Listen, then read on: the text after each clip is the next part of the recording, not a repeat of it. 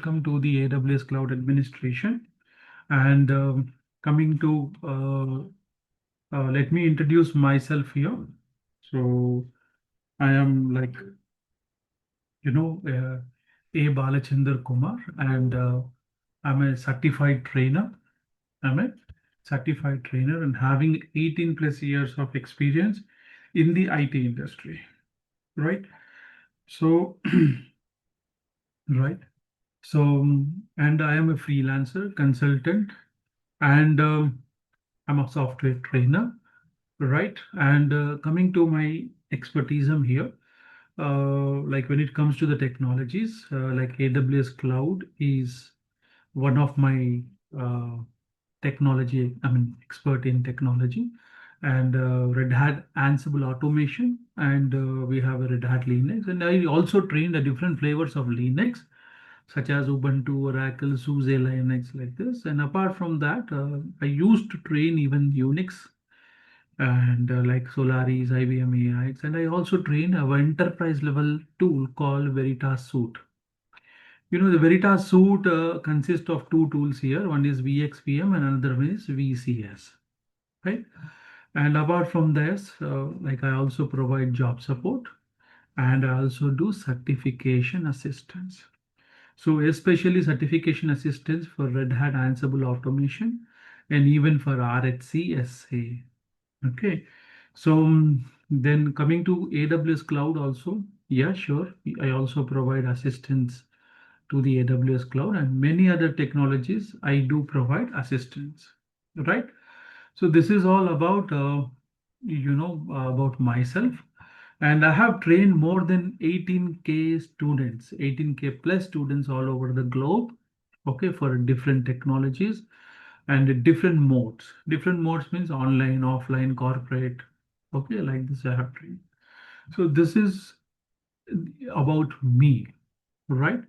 Now let me quickly jump into our demo. So our session.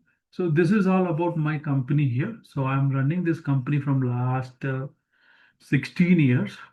Okay. And it is about ITZTechnologies, and it's in software training and job consulting company. And we are partners to the AWS partners we are. So we are trusted partners. You can learn, okay, you can trust us because, okay, we have a partnership with the AWS, and uh, we provide a trusted content which is provided by the AWS, right? So this is all about here, about my company. This is what exactly, not only AWS, I'm even my company is partner to Reddington, and my company is partner to even Veritas also, right? So there are many other companies like where my company is having a partnership with them. So this is all about, right? Now let me do one thing here, very simple. Let me jump directly into the agenda, today's agenda, right? So what you're going to learn, what you're going to learn today, what we are going to discuss, right? So definitely we are going to discuss about cloud definition, what is cloud, how does cloud work, all these things we will discuss. Cloud definition we will discuss. Then apart from this, like we are going to discuss what is IT infrastructure, right? See, many times people jump into the cloud, they work in the cloud, they learn cloud, but many times what happens, they don't understand what is infrastructure, right?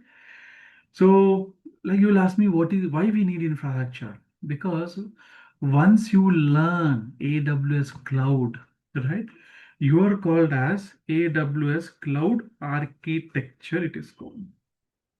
Okay, so this is what exactly how it's going to go with. Yeah. So just 1 minute. There is one more student who want to join. Just only 1 minute, please. Only 1 minute.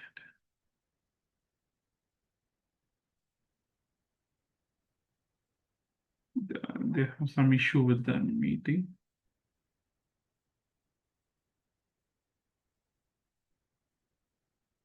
Okay, so this is all about here. So what is IT infrastructure here? We're going to discuss detail here from the scratch.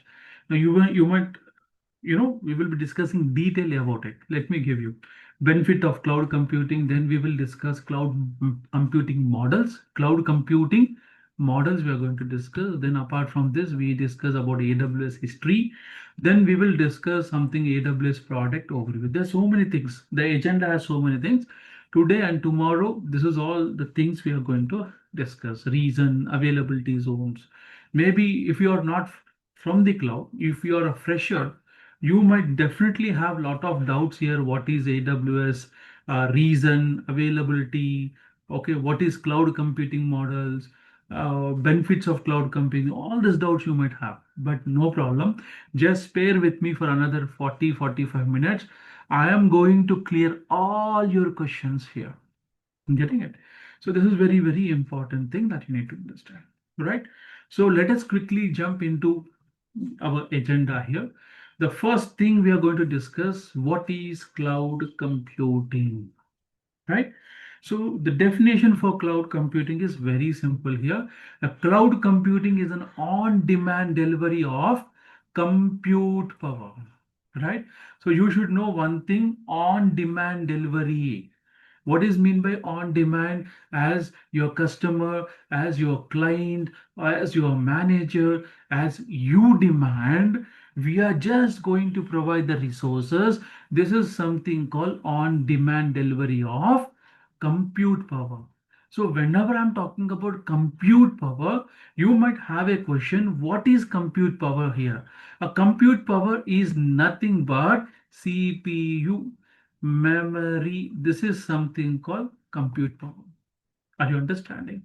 What is compute power? CPU, and memory is called compute. Now you might have a question here, sir. What about network? What about disk? Yes, even this also comes under compute resources, but not the power. Power is nothing but we only consider CPU, and memory is called compute power, right?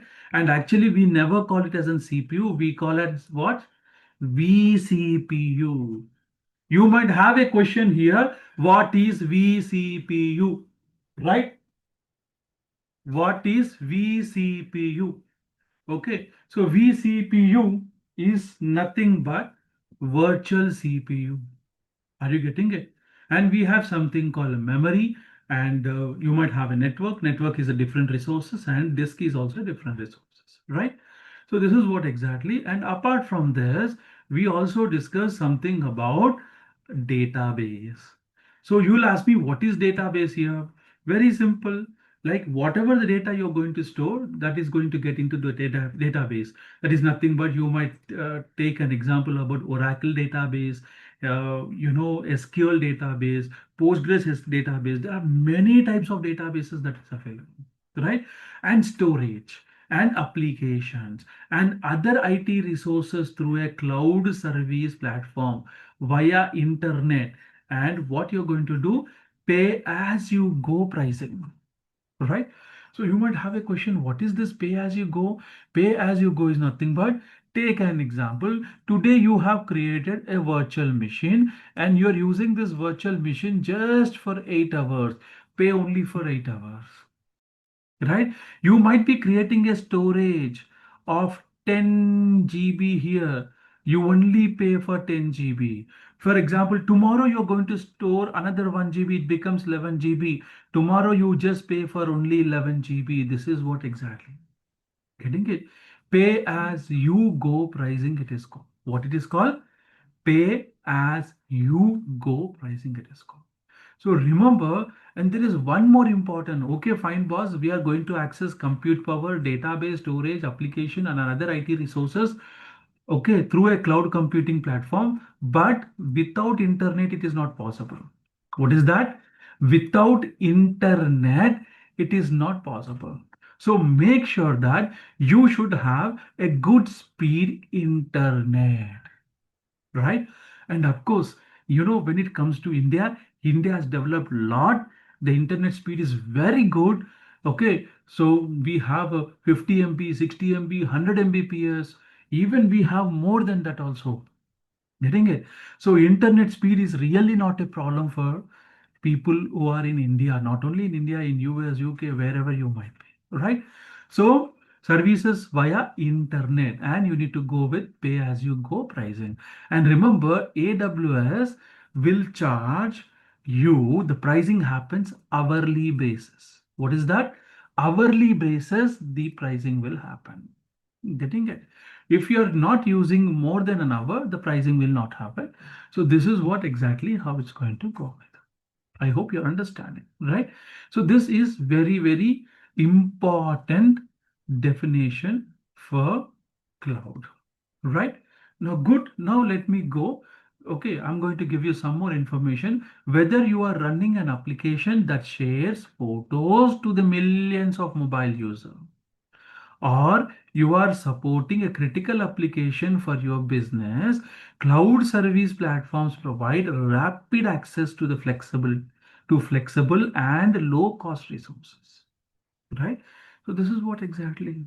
Okay, so with cloud computing, you don't need to make a large upfront investment in the hardware and spending lot of time on the heavy lifting and managing that hardware, right?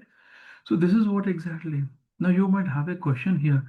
Sir, what is mean by large upfront investment in hardware? See, small example I will tell you. See, we will not go into enterprise. Let us talk about a laptop only. Right? Very simple example I will take. Assume that you want to buy a laptop. Right? Your current requirement is i5 with 8 GB RAM with 1 TB hard disk. This is your requirement, right? But do you really buy a laptop only whatever it is required to you? No, right? We never buy a laptop with whatever the resources it is right now required to you. What you will do, you will think about your future, right?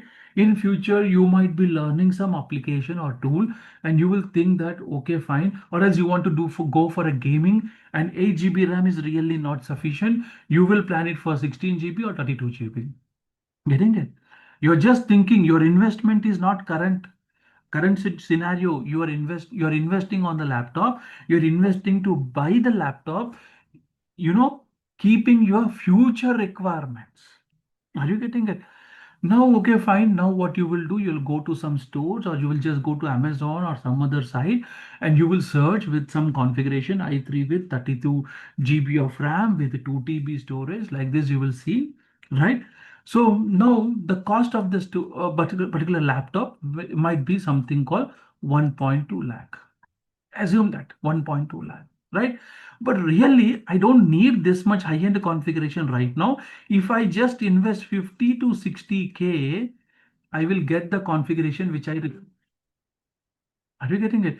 But what you're doing is, okay, you are keeping your future requirements, and you are ready to invest 1.2 lakh on your laptop, and you'll buy it, right? Now the problem here is, the big problem here is, okay,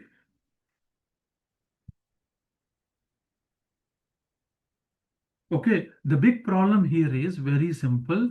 I am not assured that I am going to use this laptop or this resources, whatever I'm just trying to buy in future, right? But just I'm visioning out. Okay, maybe I'm going to use it at that time. Okay, so that's the reason we are buying it. Okay, so this is something called upfront investment in hardware. Getting it? Now take an example.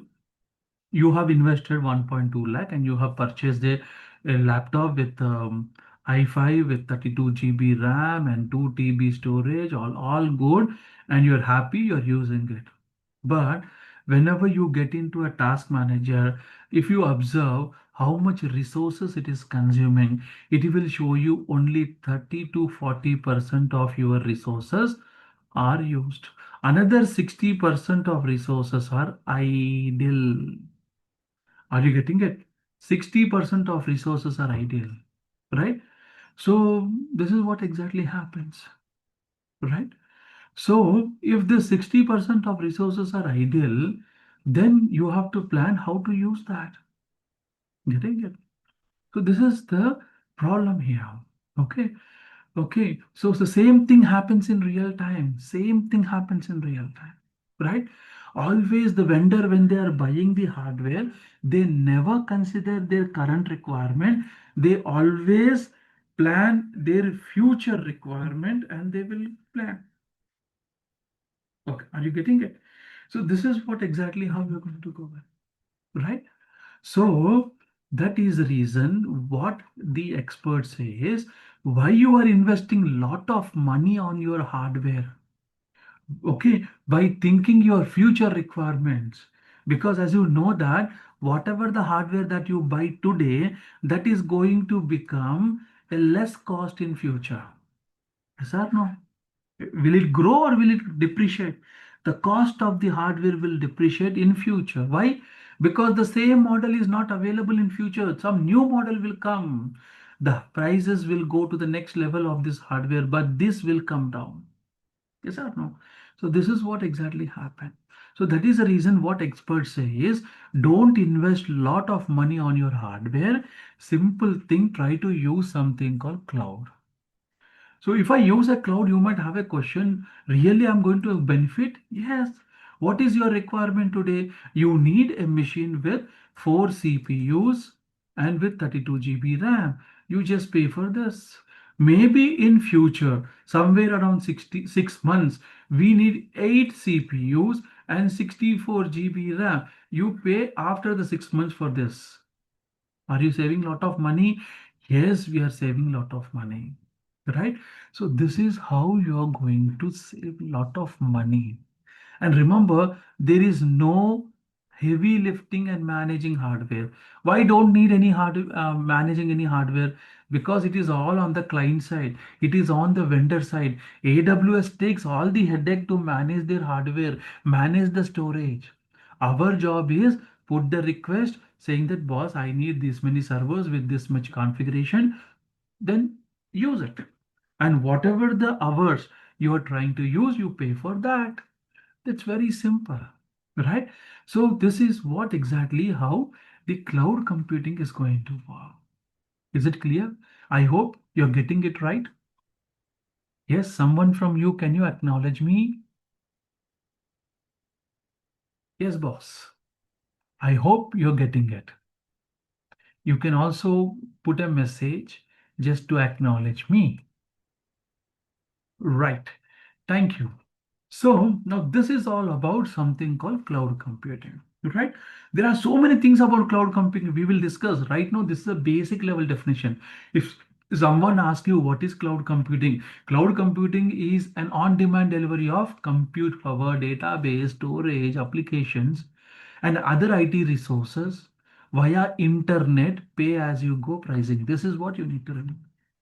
You should always say pay as you go, pay as you go, right? Whatever you use it, only pay for that. That is very important thing. Clear? So this is what exactly how it is going to go with. Now, whenever I talk about the cloud, right? Of course, we will discuss this later, but I just want to let you know, right? The collection of managed services on internet. Okay, unknown hardware, unknown location, and unknown administrator, right? So you don't know what is the hardware they are using on the cloud. You don't know where it is located. They are saying that it is in Hyderabad. Hyderabad is a very big city, right? It is around 80 kilometers, area the Hyderabad covers, right?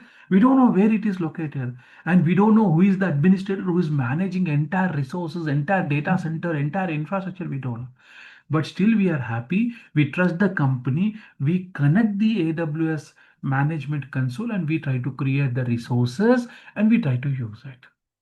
Are you understanding? So this is very, very important thing that you need to understand. And this is all taken care by the whom? Vendor. Who is the vendor? AWS is going to take care of it. Is it clear? Understand? Now we are going to discuss this is what exactly the infrastructure looks like. Whatever you see in a cloud, this is all the services, and you can access all these services via internet with your phone, with your laptop, with a server, with a desktop, with a tab.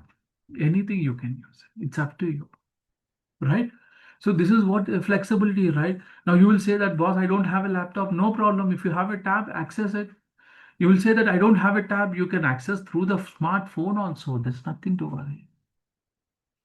Clear? So this is what exactly the advantages here.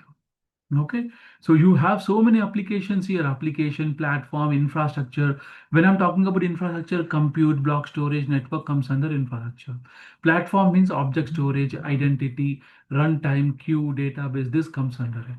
And application monitoring, context, collaboration, communication, finance, this is all comes under application. Getting it? So this is what exactly how it's going to go. Now let us see. So before we jump detailedly into the cloud, let me give you the information about what is IT infrastructure management, right? Okay, why we are talking about IT infrastructure management, I will tell you. When you learn this AWS cloud, you are not called as cloud admin, you are called as cloud infrastructure administrator, you called. What it is called? Cloud infrastructure administrator, you are called. Are you getting it? So what is mean by uh, infrastructure administrator is nothing but you are the person, you are the single point of contact who is going to arrange the infrastructure for your environment.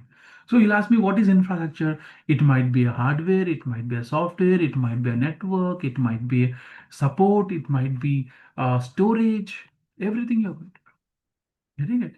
So this is what exactly. Okay. At the same time, okay, like when it comes to a data center, I'm talking about traditional method, right? I'm talking about traditional method. I'm not talking about cloud right now. I'm talking about traditional method because everything comes from the traditional method only. Remember, many people don't understand this. Everything comes from the traditional infrastructure only. Getting it? So now what we will do is very simple. We will discuss about IT infrastructure management in traditional manage. So what are the things we involve in hardware, software, network, virtual assistant, data center, storage facility, wired and wireless networks. This is all comes under it. Now let me show you what is IT infrastructure management. So IT infrastructure management is the management of essential operations and IT components. Okay, such as policies, process, equipment, data, human resources, external contacts all over it. This is all comes under IT management, right?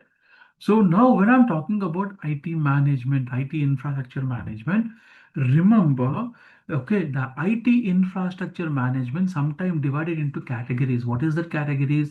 We call system management, network management, storage management, database management, security management. Getting it? This many management will come into the picture. Now you will always have a question here.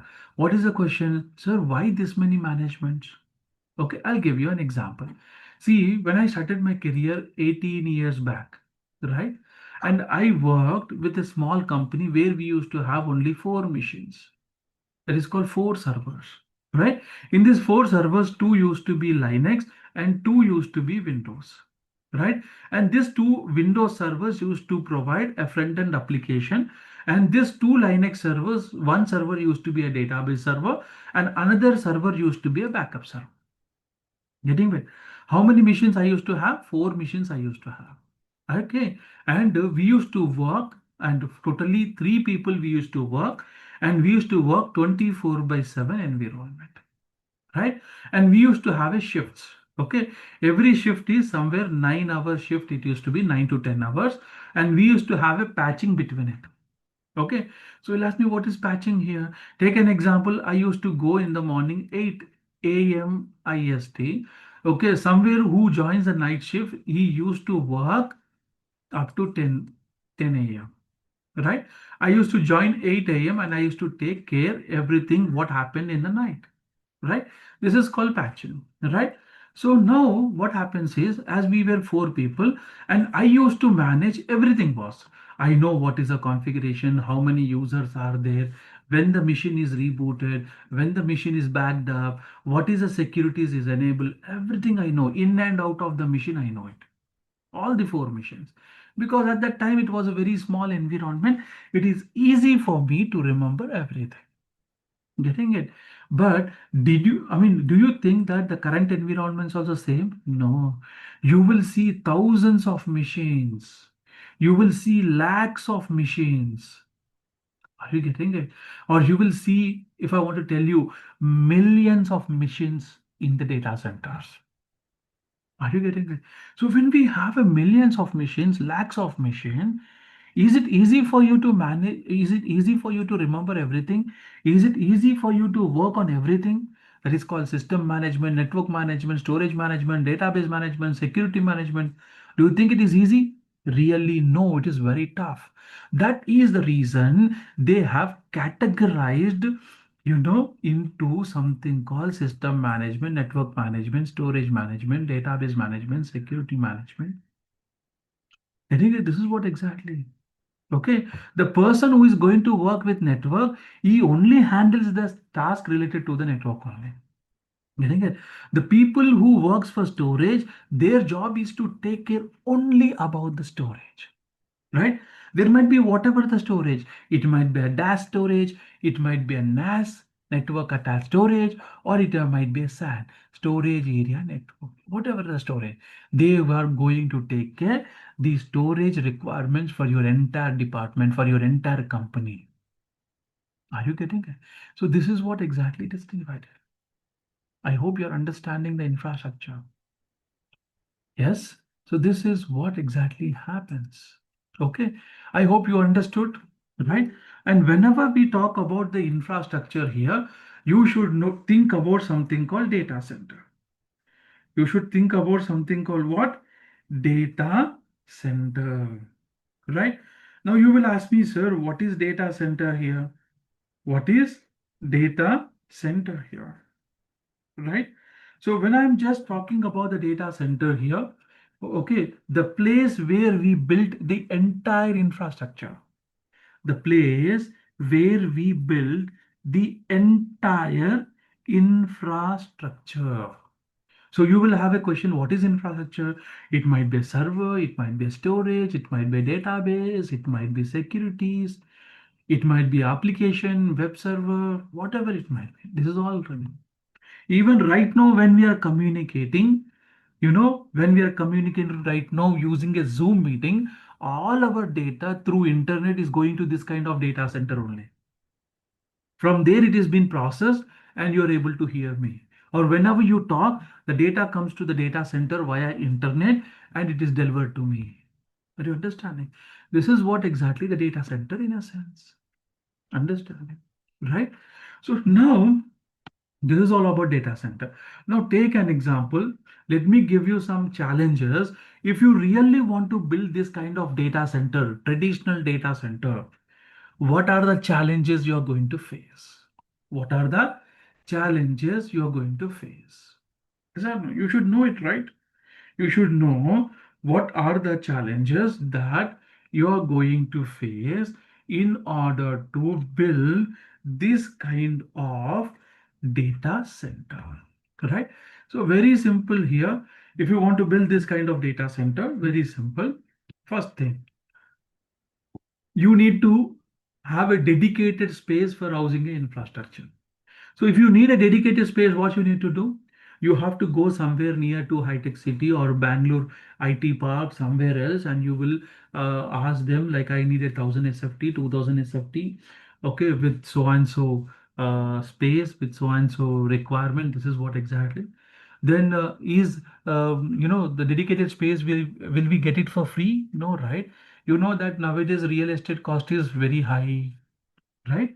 Okay, so what you need to do, either you need to rent it up, either you need to lease it up. Okay, so for that, what you need to do, first the investment starts from what? Housing infrastructure, or you need a dedicated space. So you need to invest a lot of money on the dedicated space to housing the infrastructure, to build the infrastructure. This is what exactly, right? Then we need high bandwidth internet. You'll ask me why we need a high bandwidth internet. Maybe you're building a data center somewhere in high-tech city. Maybe your client is sitting somewhere in UK. Maybe your customer is sitting in somewhere in Bangalore. right? Your testing team is sitting somewhere in Chennai. If they want to access this all data, which is infrastructure in my Hyderabad in high tech city, definitely we need a good speed internet, right? So you need to invest lot of money on the internet. Now, whenever I'm talking about internet, you will always have a question, sir, why we need to invest lot of money on the internet? Because right now, whatever you're using at home, that is called broadband, boss, right? In real time companies, we never use broadband, we use a dedicated line. We call it as a leased line, it is called, right? We call it as a leased line. Getting it? And leased line, don't compare leased line with the data. I mean, broadband, it is totally different. We need to pay lakhs of rupees to the ISPs or the infrastructure, I mean, internet service providers to get a dedicated bandwidth. Are you understanding? So this is very, very important thing. And we need extremely redundant power supplies. What we need? Extremely redundant power supply. So you will ask me, what is mean by redundant power supply? Assume that this is my data center. We are getting a power supply from high tech city, and we also get the power supply from somewhere called Madhapur. You'll ask me why like that? Maybe due to some reasons. If the high tech city electric station, the substation is not able to provide me the power, the Madhapur substation will try to provide me the power. This is what exactly how it's going to go. Understanding. So this is called what? Redundant power supply. And if you need a redundant power supply, definitely we need to pay very high, right? Then we have a dust-free controller environment. So when I just say dust-free, okay, dust-free controller environment. What is dust-free here? Because of dust also, in many environments we see a downtime, right? That is the reason what we do. We maintain a closed environment where dust doesn't accumulate, right? So this is very, very important thing that you need to know. Then efficient cooling system, right? So you should make sure that when you are working with, whenever you want to build a data center, you have to make sure that, okay, it might be any season, it might be a summer, winter, or anything. You have to maintain a constant cooling system inside the data center. For that, you need to invest lot of money on the cooling systems. Getting it? And high physical environment. Yes or no? Okay, you're storing a lot of important data. Maybe it is related to finance, it may be related to telecom, it might be related to hospital billings, right? It might be related to anything, boss. So you need a security, right? Someone comes and just tap the data, it is not safe. That's the reason you need to invest lot of on the physical security, logical security, biometric devices, electric fencings, so many things you need to do, right? Then apart from this, now you should know something about, what we say interdata networks. That is called, we call DRs. Okay, if you want to make your data available 24 by 7, okay, you need to maintain DR. You know what is DR stands for? Disaster recovery sites, it is called. If one site goes down, automatically users connect to the other site. Getting it? Now take an example. Google is there. Okay, are we paying anything to the Gmail? No, we are using a free one, right? But still, how come Google is providing me a data access or my email access or Google Drive access without any downtime? Because they are maintaining something called DRs. They are maintaining what? DRs. DR stands for disaster recovery sites. Okay, still we are not paying anything. They are committed to servers.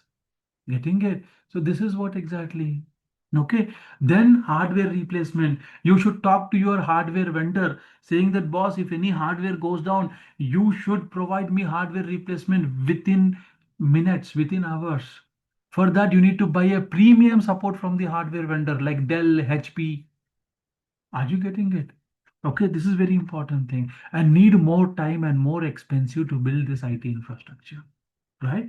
So if you want to build this kind of data center, really you need more time. More time means how much? 6 months to 1 year, 2 year also it will take. And you need to invest a lot of money until unless your budget, if you want to build a good data center with 1,000, 2,000 machines, okay, maybe you will not build 2,000 machines on the first day. Maybe you will start with 100, 200 machines, for example. Okay, finally, you have to invest around 10 to 15 crores of amount Okay, approximately I'm giving you to build this kind of infrastructure. Getting it? Lot of challenges, right? Lot of challenges. And we need so many resources here, so many resources, right? So this is what exactly happened. Now you will say that, boss, I don't have this much budget, boss. I am just having 10 lakhs rupees only. Can I start a development project or testing project or some other product based company? For that, I need a data center. Yes, we can. Okay, how? Don't go with the traditional data center. Go with what? Cloud. Go with what? Cloud. Right? You might say that, boss, I don't have 10, 15 crores or 20 crores is not like, I don't have it really. Okay, I have so many people to work with me. They are ready to work from home. I have to just pay their internet bills. That's it. Getting it? How much you're going to pay internet bill? 600 to 1000 bucks if you pay. That's just sufficient. They have their own laptop. If you just pay internet bill, they will work from home. Okay, I don't need any infrastructure, right? Yes, still you can. You can use AWS Cloud. You can use what? AWS Cloud. Okay, so this is what exactly the challenge, right? So now I'll just try to show you. See, most of the people who want to build a traditional data center, their 80% of their budget they will invest on the infrastructure only. And with another 20%, they cannot run the company, they cannot pay the salaries. Okay, if some problem comes, like the COVID situation comes, or some thing goes wrong because in the market, so they can't handle with the 20%. This is what exactly, right? And whatever you invest on the hardware, that never returns back. The things will depreciate. It will never appreciate, remember. Today you are investing 80% of your budget. For example, you have a 10 crores, you're investing 8 crores in the hardware and real estate, everything you're investing. Okay. If the project doesn't run, if you sell it out, will you get again 8 crores? No, even you'll not get 5 crores also. 50% also you'll not get it. Are you getting it? That means you're lost, right? So to overcome this, what you need to do, you have to go with something called cloud, remember, right? So this is basically how we are going to go. And are you able to see this is all the different types of operations? We have a different types of teams here. Vendor operation, middleware operations, database operations, security like this. We have different types of operations is nothing but teams, remember. Operations are nothing but team. This is very, very important thing that you need to understand. Clear? Now done. Now, this is what exactly the challenges we used to face before 10 years back, 8 years back, before COVID. We don't have answers for many questions asked by the client, right? The client will ask you, may I know how much power is consumed by one cabinet? Don't know. Okay, they will ask you, what is the process of supporting disaster recovery? Don't know, right? They might ask you, what is the advantages of virtualization? We don't know. What is green data center? Some environment people will come into a data center and they will ask you, are you maintaining your data center in green data center? We don't have an answer. Getting it? So this is what exactly has to have, right? Always the system admin, always the infrastructure admin used to be in a pressure, right? But what is the solution here? Cloud is a solution, boss. Cloud is a solution, right? You might take any cloud, boss. Many times people ask me why you are only going with AWS. Always we should go with what? Industrial leader. You can go with what? Industrial leader, remember, right? The industrial leader only will provide you unlimited opportunities, right? Many people they're asking, sir, can I learn Oracle Cloud, Alibaba Cloud, some other cloud? You can learn. There is no problem. Learning is not a problem. Why you're learning? To get opportunities, right? To get a job. To get a job. This is very important thing. That is the reason always we have to go, we have to travel, we have to get into a trend of market. So you should know that AWS is the industrial leader. Are you getting it? That is the reason we are going with AWS. Okay. Now the question is, sir, who is using cloud? Yes or no? See, most of the companies they are using cloud. Most of the people, they are using cloud, remember, right? When I say most of the people means most of the companies. Netflix is totally running from cloud, right? Dropbox is running from the cloud, right? Amazon Kindle is also running from the cloud. Pinterest is running from the cloud. Instagram is running from the cloud. There are many companies running from the cloud, remember. Many companies. And not only private sector, even the government sector are also getting into the cloud. Right? Basically, government doesn't trust the cloud because I'm putting all the data on the cloud. I don't know whether it is secured or not. But yes, 100%, I'm telling you, right? Whatever the data you're putting on your, you know, traditional infrastructure, compared to that, 10 times it is secure when you put it in a cloud. 10 times secure when you put it into the cloud. This is what exactly the benefits here. This is what exactly the benefits here. Are you understanding, right? Is it clear? So most of the companies, they are using cloud. You can take an Amazon Prime, Pinterest, you know, everyone is using cloud, right? I will give you a list of companies, right, who are using cloud. Now you can see this government organizations also using the cloud. If I want to tell you, NASA is using the cloud. Many of US governments are using the cloud. Many of Indian governments are using the cloud. Many of UK governments are using the cloud. Are you getting it? This is what exactly you should understand. Is it clear? I hope you're getting the concept. Okay, so why AWS? Complete network storage, processing, and service in the cloud. Most used cloud architecture provider in the enterprise market and large data centers deployed in the world. So you'll ask me, sir, you're saying large data centers, but where it is stored, where it is available? Let me take you. Let me give you the information here when I'm talking about where these data centers are located, right? So let me go into the Google. I'll just try to say AWS Global Infrastructure. You need to just type like this, then press an enter. So when I just click on this, you have to click on this first link, AWS Global Infrastructure. When you click on the global infrastructure here, now just see here, you can see this entire globe is divided into something called regions here. Are you observing North America, South America, Europe, Middle East, Africa, Asia specific? Because India comes under Asia specific, that's the reason I'm just clicking on Asia specific here. When I click on the Asia specific, can you tell me how many data centers, how many regions are available? We have around how many regions here? Can you observe? 13 regions. How many edge location? Maybe you don't know what is edge location. Just leave it. 13 regions we have. Regions means data center. For example, this is our India map. Can you see this? This is not. This is our India map. Right? In India, we have two regions here. Can you see this? One is in the Mumbai region. Another one is Hyderabad region. Can you see this? Yeah. So this is what exactly how it's going to go with. Right? Totally, how many reasons we have? You can just see here. Uh, we have around how many regions here? 39 geographical regions we have around the globe.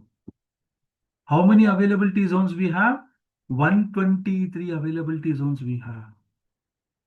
Okay, and you should know one more thing is announced plan for 7 more availability zone and 2 more reasons here. Where are these 2 more reasons? One is in Kingdom of Arabia, Saudi Arabia. Other one is Chile. I don't know where is this place, right? So this is what exactly, right? So reason why, I mean, continental wise, it has been separated here. You can see North America, South America, Europe. So just observe here, when I go to the North America, how many regions we have here? Just observe 9. If I go with the South America, only 2. When I go to the Europe, only 9. When you go to the Middle East, only 4. When you go to the Africa, only 1. If you go to the Asia Pacific, 13. If you go to the Australia and New Zealand, it is 3. Are you getting it? So this is the way how you're going to go with. Are you understanding? So this is all about the reasons here. Reason is nothing but a place where your cloud data centers are running. Okay, actually, we in traditional way we call data center, but when it comes to AWS, it is called availability zone. It is called what? Availability zone. Is it clear? So we will discuss detailedly about each and every concept, when we get into the sessions. Right now, I just want to give you an overview of it. Right? Now, whenever I'm talking about the cloud, you should know what is scalability and elasticity. What is scalability? You can grow, but you cannot reduce. Reduce is not possible. Only growing is possible. For example, you have a laptop, you can extend the RAM up to 32 GB, but if you don't want, you cannot remove it, right? Because you are already invest, you pay to the vendor, right? But that is what important here. So the traditional infrastructure is scalable. Scalable means grow as needed, but you can't reduce as needed. This is called scalability. Then when we talk about elastic, elastic means what? Grow as needed, shrink as needed, right? Assume that today we have a lot of load. We created 4 missions, right? 4 missions. Maybe after 1 week, the load has come down. You will reduce this 4 to 2 missions. Now today you will pay only for 2 missions billing. Yesterday you will pay for only 4 missions billing. Are you getting it? So this is what exactly how it's going to go, right? This is something called scaling elasticity. And you should know one thing here is AWS purely an elastic. Okay, you can increase as you need it. If you don't need it, you can reduce it. Okay, so what happens? You're going to cut the cost for your company as you reduce it. Okay, so this is what exactly the major differences between scalable and elastic. Is it clear, boss? Any questions, any doubts up to here? Are you understanding? Please acknowledge me, Ravi, Ishwar, Sai Kiran, Tushit. Please. You can also put a message on the chat. If you have any questions, you can unmute and you can ask me. Yes. I hope you are getting it. Right. So fine. So this is all about, today's session here. So tomorrow we will discuss about the cloud benefits and we will discuss the other important things about the cloud, like what is region, what is availability zone, what is edge location, right? And I will also show you tomorrow the curriculum of this particular training. Are you getting it? The curriculum of this particular training. And I will also share today's recording. If you want, you can revise it whenever you get a time. Okay. So any questions from your side, let me know, please. Ravi, you can unmute and you can speak to me. Yeah, no questions as of now. Yeah, as of now. Yeah. What about others? Okay, fine. So if you don't I'm have, good, yeah, Bala. Thank tell you. me. Yeah, please. No, I'm good. You're fine, good to go. Thank Okay, you. fine. So, okay, fine. For today, I'm going to hold the session here. Tomorrow with the same meeting link, uh, you can join tomorrow meeting same time, and we will discuss some more things in the cloud. I'll also take you into the cloud console. I'll try to show you practical things also tomorrow, right? So thank you. Thanks for joining to this session.